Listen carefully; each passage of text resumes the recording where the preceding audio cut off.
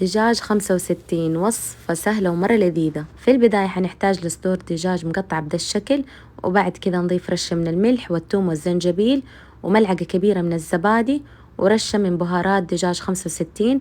نضيف ملون طعام لون أحمر وحبة بيضة وملعقتين كبيرة من النشا.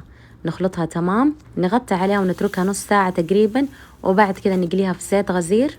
وبعد ما يستوي معانا الدجاج نصفيه تمام من الزيت ونتركه على جنب. على الصاج نضيف زيت وأوراق الكاري، ونضيف عليه شرايح من البصل وشرايح من الفلفل البارد وملعقة كبيرة من معجون الطماطم وملعقة كبيرة من الجبنة السائلة.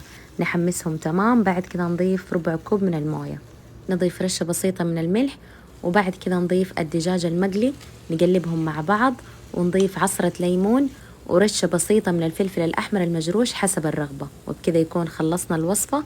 ضروري تجربوها، مرة سهلة ومرة لذيذة وبالعافية.